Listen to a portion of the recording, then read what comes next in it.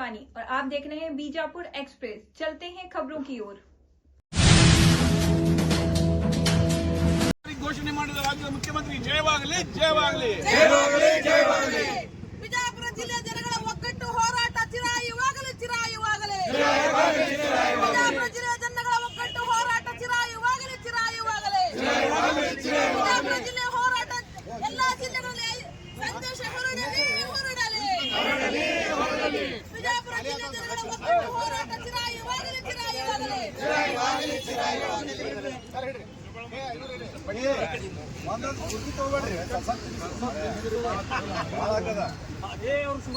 ಬಿಜಾಪುರ ಹೋರಾಟದ ಸಂದೇಶ ರಾಜ್ಯದುದ್ದಕ್ಕೂ ಹರಡಲಿ ಹರಡಲಿ ಬಿಜಾಪುರ ಹೋರಾಟದ ಸಂದೇಶ ರಾಜ್ಯದುದ್ದಕ್ಕೂ ಹರಡಲಿ ಹರಡಲಿ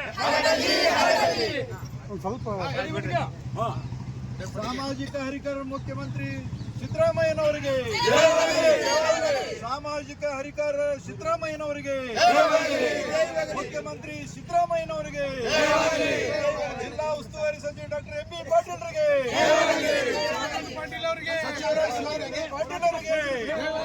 ಸಚಿವರ ಶಿವಾನಂದ ಪಾಟೀಲ್ರಿಗೆ ಉಸ್ತುವಾರಿ ಸಚಿವರಾದ ಡಾಕ್ಟರ್ ಎಂ ಬಿ ಪಾಟೀಲ್ರಿಗೆ ನಮ್ಮ ಮುಖ್ಯಮಂತ್ರಿಗಳಿಗೆ ಸಾಮಾಜಿಕ ಹರಿಕರಾಗಿರುವಂತಹ ಮುಖ್ಯಮಂತ್ರಿಗಳಿಗೆ ಸರ್ಕಾರಿ ವೈದ್ಯಕೀಯ ಕಾಲೇಜಿಗೆ ಹೋರಾಟಗಾರರಿಗೆ ಸರ್ಕಾರಿ ವೈದ್ಯಕೀಯ ಕಾಲೇಜು ಹೋರಾಟಗಾರರಿಗೆ ಸರ್ಕಾರಿ ವೈದ್ಯಕೀಯ ಕಾಲೇಜು ಹೋರಾಟಗಾರರಿಗೆ ಬಿಜಾಪುರ ಜಿಲ್ಲೆ ಜನತೆಗೆ ಬಿಜಾಪುರ ಜಿಲ್ಲೆ ಜನತೆಗೆ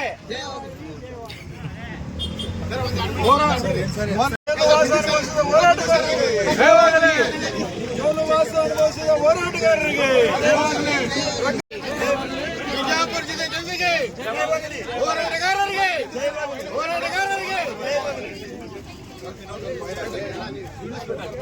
ಹೋರಾಟಗಾರರಿಗೆ ಮುಖ್ಯಮಂತ್ರಿಗಳಿಗೆ ಹೋರಾಟಗಾರರಿಗೆ ಬಿಜಾಪುರ ಜನತೆ ಹೋರಾಟಕ್ಕೆ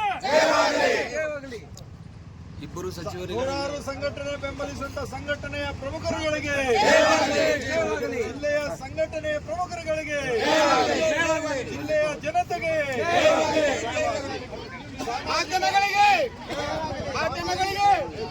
ಪತ್ರಕರ್ತರಿಗೆ ಸಾಮಾಜಿಕ ನ್ಯಾಯ ಅಧಿಕಾರರಾಗಿರುವಂತಹ ಮುಖ್ಯಮಂತ್ರಿಗಳಿಗೆ ಸಾಮಾಜಿಕ ನ್ಯಾಯ ಒದಗಿಸುವಂತ ಮುಖ್ಯಮಂತ್ರಿಗಳಿಗೆ ಸಾಮಾಜಿಕ ನ್ಯಾಯ ಒದಗಿಸುವಂತ ಮುಖ್ಯಮಂತ್ರಿಗಳಿಗೆ ಉಸ್ತುವಾರಿ ಸಚಿವ ಡಾಕ್ಟರ್ ಎಂ ಬಿ ಪಾಟೀಲ್ರಿಗೆ ಉಸ್ತುವಾರಿ ಸಚಿವ ಡಾಕ್ಟರ್ ಎಂ ಬಿ ಪಾಟೀಲ್ರಿಗೆ ಸಚಿವರಾಗಿರುವಂತಹ ಶಿವಾನಂದ ಪಾಟೀಲ್ರಿಗೆ ಸಚಿವರಾಗಿ ಶಿವಾನಂದ ಪಾಟೀಲ್ರಿಗೆ ಮೆಡಿಕಲ್ ಕಾಲೇಜ್ ಮಂಜೂರಾಗಲು ಸಹಕರಿಸಿದ ಮಾಧ್ಯಮಗಳಿಗೆ ಮೆಡಿಕಲ್ ಕಾಲೇಜ್ ಮಂಜೂರಾಗಲು ಸಹಕರಿಸಿದ ಮಾಧ್ಯಮಗಳಿಗೆ ಪತ್ರಕರ್ತರಿಗೆ ಬಿಜಾಪುರ ಜನತೆಗೆ ಹೋರಾಟಗಾರರಿಗೆ ವಿಧಾನಸೌಧದಲ್ಲಿ ಚರ್ಚೆ ಮಾಡಿದಂತಹ ಶಾಸಕರುಗಳಿಗೆ ವೈದ್ಯಕೀಯ ಕಾಲೇಜಿನ ಬಗ್ಗೆ ಚರ್ಚೆ ಮಾಡಿದಂತಹ ಶಾಸಕರುಗಳಿಗೆ ಬೆಕ್ಕೆ ಬೇಕು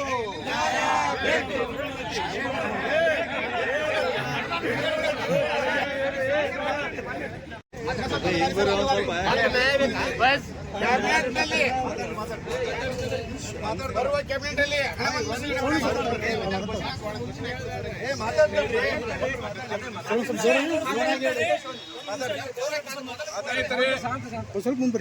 ಇವತ್ತಿನ ದಿವಸ ಬಿಜಾಪುರ ಜಿಲ್ಲೆಯ ಜನತೆಗೆ ತುಂಬಾ ಸಂತೋಷದ ದಿನ ಅಂತ ನಾನು ಭಾವಿಸ್ತಾ ಇದ್ದೀನಿ. ಯಾಕಂದ್ರೆ ಈ ಕರ್ನಾಟಕ ರಾಜ್ಯದ ಸನ್ಮಾನ್ಯ ಮುಖ್ಯಮಂತ್ರಿಗಳು ಆದಂತ ಶ್ರೀಮಾನ್ ಸಿದ್ದರಾಮಯ್ಯ ಸಾಹೇಬರು ಇವತ್ತು ಬಜೆಟ್ ಮಂಡಿಸುವಾಗ ಅಲ್ಲಿ ಒಂದು ಬಹಳ ಮುಖ್ಯವಾದ ಅಂಶವನ್ನು ಅವರು ಹೇಳಿದ್ದಾರೆ. ಬಿಜಾಪುರ ಮತ್ತು ಕೋಲಾರ ಎರಡು ಜಿಲ್ಲೆಯಲ್ಲಿ ಸರ್ಕಾರಿ ವೈದ್ಯಕೀಯ ಕಾಲೇಜನ್ನು ಪ್ರಾರಂಭ ಮಾಡಲಿಕ್ಕೆ ಒಂದು ವಿಸ್ತೃತವಾದಂತಹ ವರದಿನ ರೆಡಿ ಮಾಡಲಿಕ್ಕೆ ಬಜೆಟ್ನಲ್ಲಿ ಘೋಷಣೆ ಮಾಡಿದ್ದಾರೆ.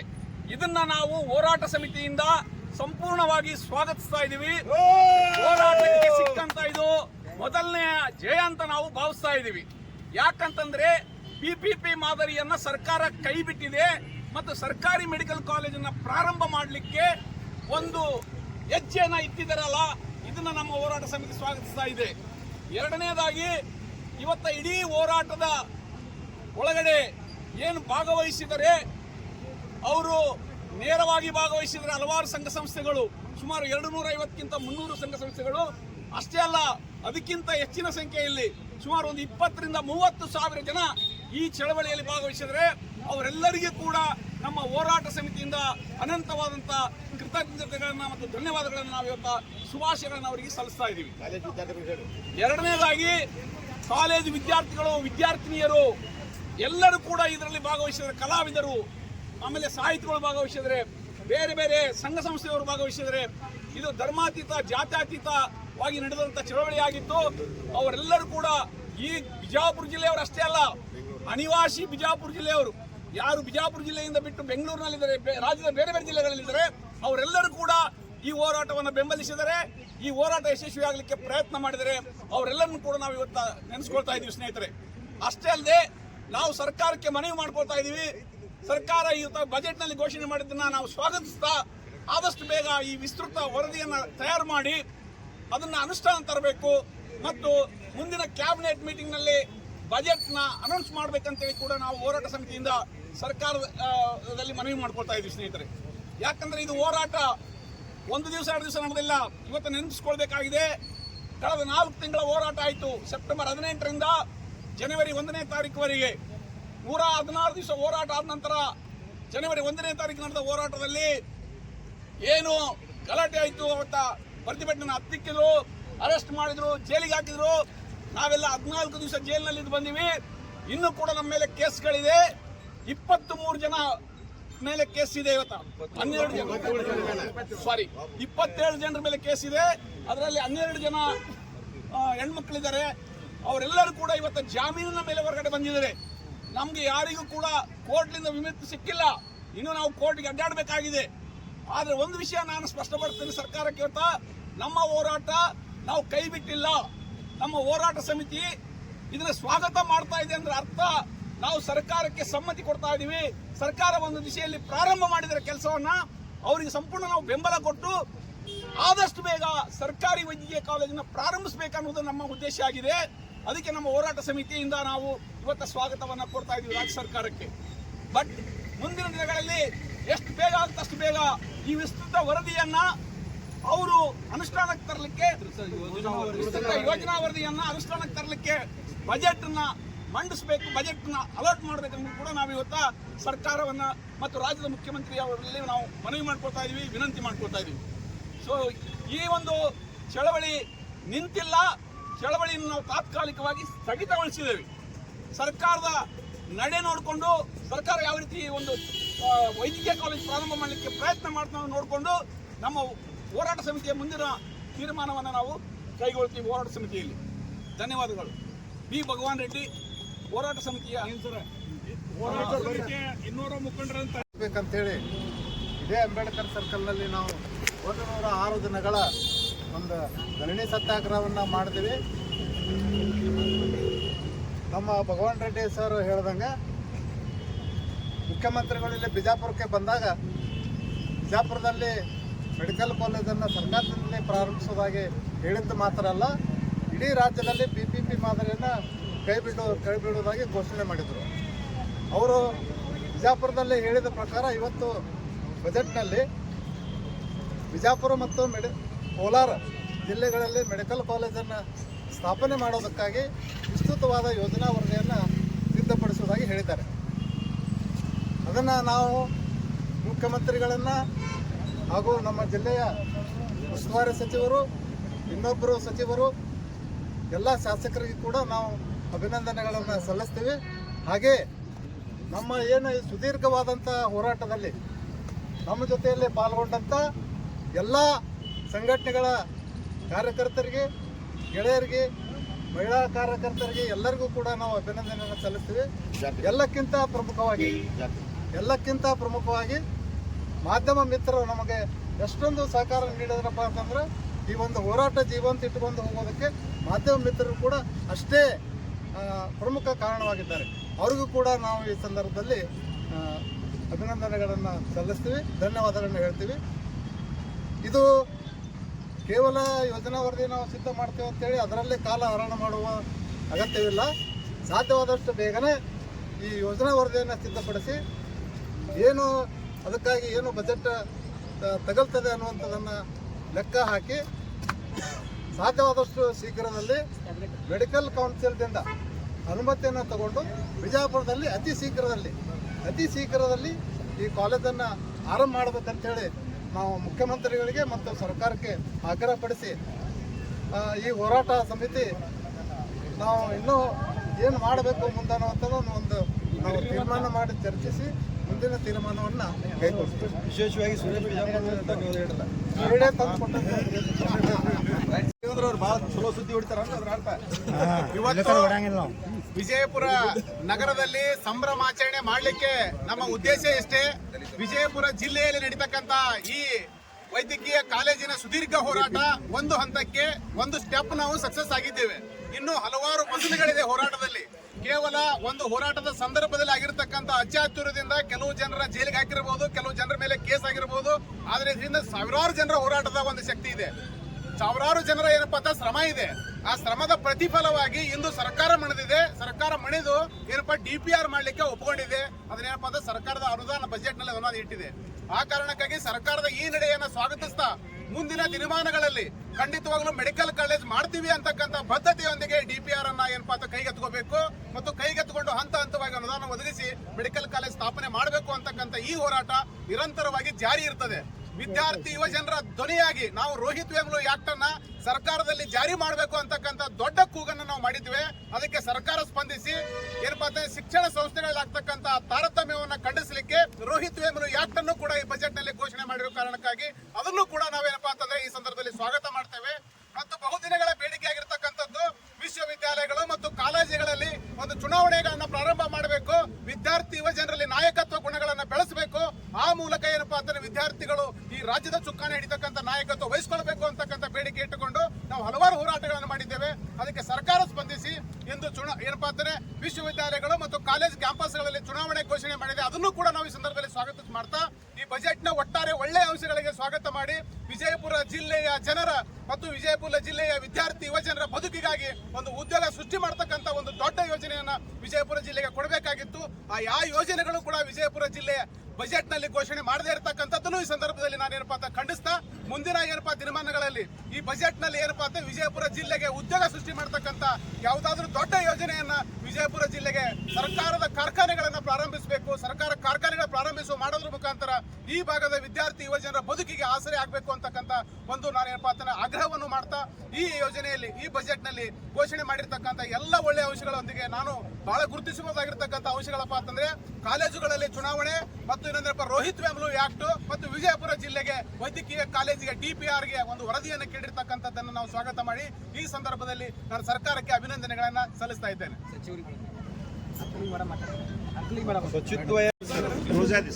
ಇವತ್ತಿನ ದಿವಸ ಸಿದ್ದರಾಮಯ್ಯನವರ ಸರ್ಕಾರ ಬಜೆಟ್ ಮಂಡನೆ ಮಾಡುವಾಗ ವಿಜಯಪುರದ PPP ಕಾಲೇಜನ್ನು ನಾವು ಕೈ ಬಿಡ್ತೀವಿ ಅಂತ ಭಾಷಣದೊಳಗೆ ಹೇಳಿದ್ದನ್ನು ಇವತ್ತು ನಾವು ಅವರ ಬಜೆಟ್ ಮಂಡನೆಯೊಳಗೆ ನಾವು ನೋಡಿದ್ವಿ. ಯಾವ ರೀತಿಯೊಳಗೆ ಅವರು ವಿಜಯಪುರಕ್ಕೆ ಕಾಲೇಜು ಸ್ಥಾಪನೆಗೆ ಡೆವಲಪ್ಮೆಂಟ್ ಮಾಡೋ ಸಲುವಾಗಿ ವಿಸ್ತೃತ ವರದಿಯನ್ನು ಕೇಳ್ಯಾರ. ಅದರ ಮಂಡನೆಗೆ ಅನುಮೋದನೆಯನ್ನು ಕೊಟ್ಟಾರ. ಅಂದರೆ ಈಗಾಗಲೇ ಏನಿದೆ ಅಲ್ಲಿ ಅದಕ್ಕಿಂತ ಹೆಚ್ಚಿಗೆ ಏನು ಬೇಕಾಗ್ತದೆ ಅನ್ನೋದು ವರದಿಯನ್ನು ಅವ್ರು ಕೇಳ್ಕೊಂಡಾರೆ. ಅದು ಆದಷ್ಟು ಲಘುನೇ ಆಗಬೇಕು, ಟೈಮ್ ಬೌಂಡ್ ಹಾಕ್ಬೇಕು. ಅದಕ್ಕೆ ಆ ಟೈಮ್ ಬೌಂಡ್ ಹಾಕಿದರೆ ನಮಗೊಂಥರ ಅನುಕೂಲ ಆಗ್ತದೆ ಅಂತನ್ನುವಂಥದ್ದು ಒಂದನೇದು. ಎರಡನೇದು ನಾವು ಏನದ ಈ ಹೋರಾಟ ಮಾಡುವಾಗ ಹಲವಾರು ಮಸೂದೆಗಳನ್ನು ನಾವು ದಾಟ್ಕೊಂಡು ಬಂದಿದ್ದೀವಿ. ಹಲವಾರು ಸಂಘ ಸಂಸ್ಥೆಗಳು ನಮಗೆ ಬೆಂಬಲ ಕೊಟ್ಟಾರೆ. ಹಲವಾರು ವಿದ್ಯಾರ್ಥಿಗಳು, ಅಂಗವಿಕಲರು, ಮುದುಕರು, ಸಣ್ಣ ಮಕ್ಕಳು ಎಲ್ಲರೂ ಕೂಡ ಇದರೊಳಗೆ ಭಾಗವಹಿಸ್ಯಾರ. ಬಿಜಾಪುರದ ಹಳ್ಳಿಗಳಿಗೂ ಇದು ಸ್ಪ್ರೆಡ್ ಆಗಿದ್ದು. ಇಂಥ ಒಂದು ಹೋರಾಟ ವಿಜಯಪುರದೊಳಗೆ ಇದು ಫಸ್ಟ್ ಟೈಮ್ ಅಂತ ಅನಿಸ್ತದೆ ನನಗೆ.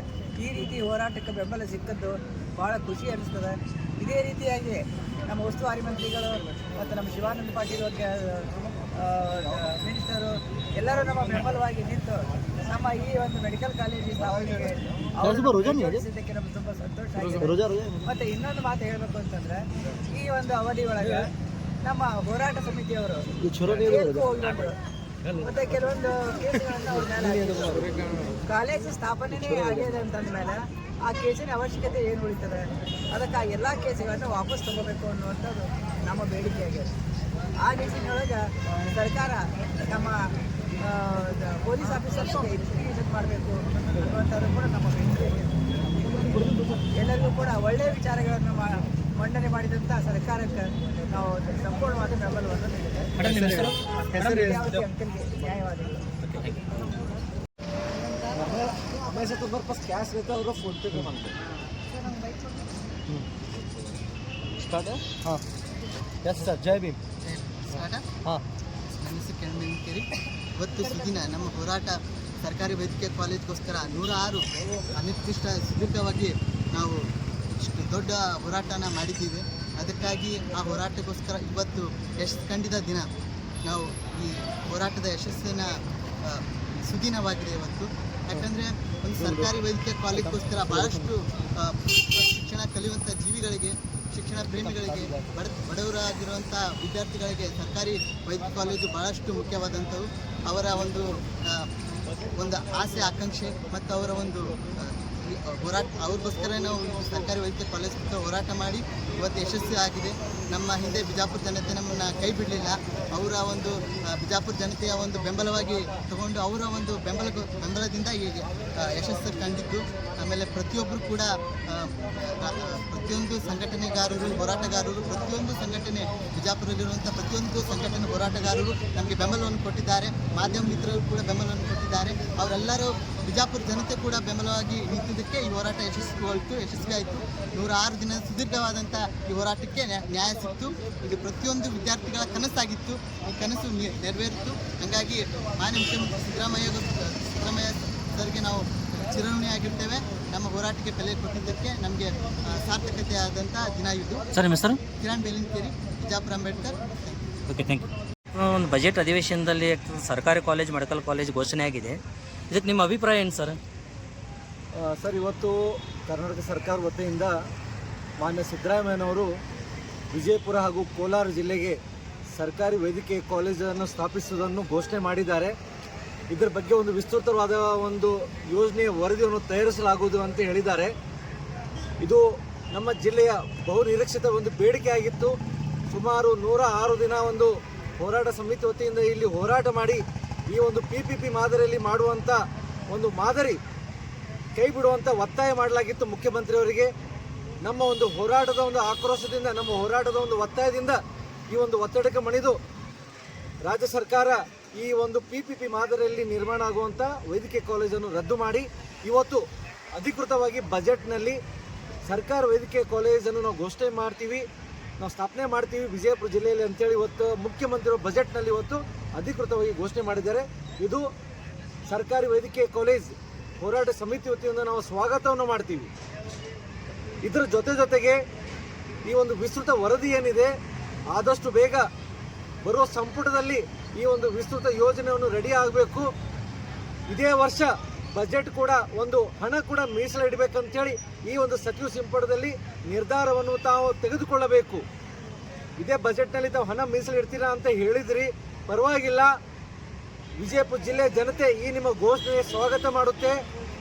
ಆದಷ್ಟು ಬೇಗ ಈ ಒಂದು ವಿಸ್ತೃತ ಯೋಜನೆ ವರದಿ ಆದಷ್ಟು ಬೇಗ ತಯಾರು ಮಾಡಿ ಆದಷ್ಟು ಬೇಗ ಸಚಿವ ಸಂಪುಟದಲ್ಲಿ ಹಣ ಮೀಸಲಿಡಬೇಕು. ವಿಜಯಪುರ ಜಿಲ್ಲೆಗೆ ಸರ್ಕಾರಿ ವೈದ್ಯಕೀಯ ಕಾಲೇಜ್ ಆದಷ್ಟು ಬೇಗ ಸ್ಥಾಪನೆ ಮಾಡಬೇಕು ಅಂತೇಳಿ ನಾವು ತಮ್ಮಲ್ಲಿ ವಿನಂತಿಸಿಕೊಳ್ತೇವೆ.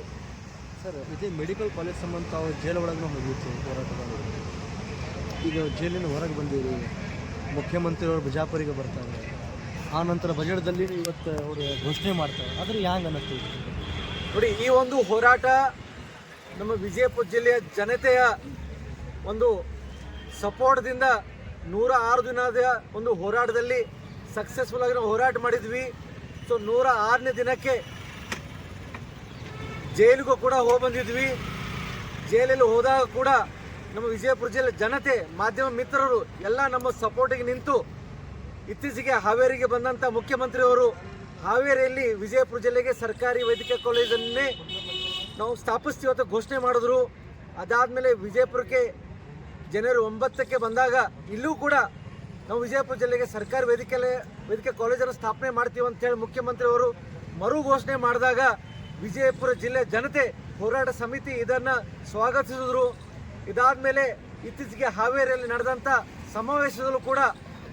ಒಂದು ನಿಯೋಗ ಹೋಗಿ ಮುಖ್ಯಮಂತ್ರಿಯವರಿಗೆ ಮನವಿಯವರು ಕೂಡ ಕೊಟ್ಟಿತ್ತು. ಇದೇ ಬಜೆಟ್ನಲ್ಲಿ ತಾವು ಅಧಿಕೃತವಾಗಿ ಘೋಷಣೆ ಮಾಡಬೇಕು, ಜೊತೆಗೆ ಸರ್ಕಾರಿ ವೈದ್ಯಕೀಯ ಕಾಲೇಜ್ ಸ್ಥಾಪನೆ ಮಾಡೋಕ್ಕೆ ಹಣವನ್ನು ಮೀಸಲಿಡಬೇಕು ಅಂತೇಳಿ ನಾವು ಮನವಿ ಕೂಡ ಮಾಡಿದ್ವಿ. ಅದಕ್ಕೆ ಒಂದು ಉತ್ತರವಾಗಿ ಇವತ್ತು ಮುಖ್ಯಮಂತ್ರಿಯವರು ಇವತ್ತು ಬಜೆಟ್ನಲ್ಲಿ ಅಧಿಕೃತವಾಗಿ ವಿಜಯಪುರಕ್ಕೆ ಸರ್ಕಾರಿ ವೈದ್ಯಕೀಯ ಕಾಲೇಜ್ ಸ್ಥಾಪನೆ ಮಾಡ್ತೀವಿ ಅಂತ ಘೋಷಣೆ ಮಾಡಿದ್ದಾರೆ. ಈ ಒಂದು ಘೋಷಣೆ ಹೋರಾಟ ಸಮಿತಿ ಸ್ವಾಗತ ಮಾಡುತ್ತೆ. ಇವತ್ತೇನು ಮಾಡ್ತಾ ಇದ್ದೀವಿ ಸರ್? ಇವತ್ತು ಈ ಒಂದು ಹೇಳಿಕೆಗೆ ಪ್ರತ್ಯುತ್ತರವಾಗಿ ನಾವೆಲ್ಲ ಹೋರಾಟ ಸಮಿತಿಯ ವತಿಯಿಂದ ವಿಜಯಪುರ ಜಿಲ್ಲೆಯ ಜನರ ಜೊತೆ ಮತ್ತು ನಮಗೆ ಬೆಂಬಲ ಕೊಟ್ಟಂಥ ಎಲ್ಲರ ಒಂದು ಸಾಂಕೇತಿಕವಾಗಿ ಇವತ್ತೊಂದು ಸಿಹಿ ಹಂಚಿ ಈ ಒಂದು ಹೇಳಿಕೆಯನ್ನು ನಾವು ಸ್ವಾಗತ ಮಾಡ್ತಾ ಇದ್ದೀವಿ. ಸೊ ಮುಂದೆ ಒಂದು ದಿನ ಒಂದು ಅಧಿಕೃತವಾಗಿ ಒಂದು ದಿನ ಎಲ್ಲರನ್ನೂ ಕರೆದು ಒಂದು ದೊಡ್ಡ ಒಂದು ಸಂಭ್ರಮಾಚರಣೆ ಮಾಡ್ತೀವಿ ಅಂತೇಳಿ ಈ ಮೂಲಕ ತಮ್ಮನ್ನು ಹೇಳಿಕೆ ಕೊಡ್ತಾ ಇದ್ದೀವಿ. ಇನ್ನೊಂದು ಸರ್ ಭವೇಶ್ ಸರ್, ನೀವು ಇಲ್ಲಿ 106 ದಿನಗಳ ಇಲ್ಲಿ ಪ್ರತಿಭಟನೆ ಕೊಟ್ಟಿದ್ದೀವಿ. ಶಿವಾನಂದ ಪಾಟೀಲ್ ಅವರು ಬಂದಿತ್ತು, ಉಸ್ತುವಾರಿ ಸಚಿವ ಎಂ ಬಿ ಪಾಟೀಲ್ ಅವರು ಬಂದು ಹೋಗಿತ್ತು, ಬೇರೆ ಶಾಸಕರು ಬಂದು, ನಗರ ಶಾಸಕರು ನಿಮ್ಮ ಬತ್ತಾಗ ಬಂದಿರಬೇಕಾಗಿಲ್ಲ, ನೀವು ಒಳಗಡೆ ಹೋಗಿದ ನೋಡಿ. ನಮ್ಮ ವಿಜಯಪುರ ಜಿಲ್ಲೆ 8 ಶಾಸಕರಲ್ಲಿ ಕೇವಲ 5 ಜನ ಶಾಸಕರು ಈ ಒಂದು ವೇದಿಕೆ ಬಂದು ಬೆಂಬಲವನ್ನು ಸೂಚಿಸಿದ್ರು. ಮುದ್ದೇಬೇಳೆ ಶಾಸಕರು ಬಂದಿದ್ದಿಲ್ಲ, ಸಿಂದಗಿ ಶಾಸಕರು ಬಂದಿದ್ದಿಲ್ಲ. ವಿಜಯಪುರ ನಗರದಲ್ಲಿ ನಡೀತಾ ಇರೋ ಹೋರಾಟದಲ್ಲಿ ವಿಜಯಪುರ ನಗರ ಶಾಸಕರಾದ ಬಸವನಗೌಡ ಪಾಟೀಲ್ ಯತ್ನಾಳ್ ಅವರು ಕಡೆಗೂ ಬರಲೇ ಇಲ್ಲ. ಆ ಒಂದು ಅಸಮಾಧಾನ ನಮಗೂ ಕೂಡ ಇದೆ, ವಿಜಯಪುರ ನಗರ ಜನರಿಗೂ ಕೂಡ ಇದೆ. ಯಾಕಂದರೆ ಈ ಒಂದು ವಿಜಯಪುರ ನಗರದಲ್ಲಿ ಸುಮಾರು 106 ದಿನ ನಡೀತಿರುವಂಥ ಹೋರಾಟದಲ್ಲಿ ನಗರ ಶಾಸಕರು ಪ್ರತಿಯೊಂದು ವಿಷಯದಲ್ಲಿ ಮಾತಾಡುವಂಥ ನಗರ ಶಾಸಕರು ನಮ್ಮ ಜಿಲ್ಲೆಗೆ ಸರ್ಕಾರಿ ವೈದ್ಯಕೀಯ ಕಾಲೇಜ್ ಬೇಕು ಅಂತೇಳಿ ಬೇಡಿಕೆಯಲ್ಲಿ ತಮ್ಮ ಒಂದು ಸಪೋರ್ಟು ಒಂದಿಷ್ಟು ಸಪೋರ್ಟ್ ಕೂಡ ನಮ್ಮ ವೇದಿಕೆ ಕೊಡಲಿಲ್ಲ. ಇದು ಒಂದು ಬೇಜಾರ ಸಂಗತಿ. ಇಷ್ಟೆಲ್ಲ ಆದರೂ ಕೂಡ ಇನ್ನೂವರೆಗೂ ನಮ್ಮ ಪರವಾಗಿ ಅವರು ಹೇಳಿಕೆ ಬಂದಿಲ್ಲ. ಸರ್ಕಾರಿ ವೈದ್ಯಕೀಯ ಕಾಲೇಜ್ ಘೋಷಣೆ ಮಾಡಿದ್ರ ಮೇಲೂ ಅದಾದ್ಮೇಲೂ ಕೂಡ ಅವ್ರ ಬಾಯಿಂದ ಒಂದು ಸಪೋರ್ಟಿವ್ ಆಗಿ ಒಂದು ಸ್ಟೇಟ್ಮೆಂಟ್ ಬರಲಿಲ್ಲ. ಯಾಕಂದರೆ ಈ ಒಂದು ಪಿ ಪಿ ಮಾದರಿಯಲ್ಲಿ 500 ಕೋಟಿಯಲ್ಲಿ ಅವರೇ ಒಂದು ಹೂಡಿಕೆ ಮಾಡೋದು ಅವ್ರು ಹೊಂಟಿದ್ರು. ಮೋಸ್ಟ್ಲಿ ಈ ಒಂದು ಘೋಷಣೆಯಿಂದ ಅವರಿಗೆ ಒಂದು ಮನಸ್ಸಿಗೆ ನೋವು ಉಂಟಾಗಿರ್ಬೋದು. ಹೀಗಾಗಿ ಅವರು ಈ ಒಂದು ಸಪೋರ್ಟಿವ್ ಆಗಿ ಒಂದು ಸ್ಟೇಟ್ಮೆಂಟ್ ಕೊಟ್ಟಿಲ್ಲ. ಪರವಾಗಿಲ್ಲ, ವಿಜಯಪುರ ಜಿಲ್ಲೆ ಜನರು ನಮ್ಮ ಜೊತೆ ಇದೆ. ಹೀಗಾಗಿ ನಗರ ಶಾಸಕರು ಒಂದು ದೊಡ್ಡ ಮನಸ್ಸು ಮಾಡಿ ಇದಕ್ಕೊಂದು ಸಪೋರ್ಟ್ ಕೊಡಬೇಕಾಗಿತ್ತು, ಕೊಟ್ಟಿಲ್ಲ. ಅದೇ ಒಂದು ಬೇಜಾರ ಸಂಗತಿ. ಸರ್ ತಮ್ಮ ಹೆಸರು? ಭೋಗೇಶ್ ಸೋಲಾಪುರ್, ಆಮಂದಿಪಾಡಿ ಜಿಲ್ಲಾಧ್ಯಕ್ಷ ಹಾಗೂ ಹೋರಾಟ ಸಮಿತಿಯ ಸದಸ್ಯ. Thank you sir.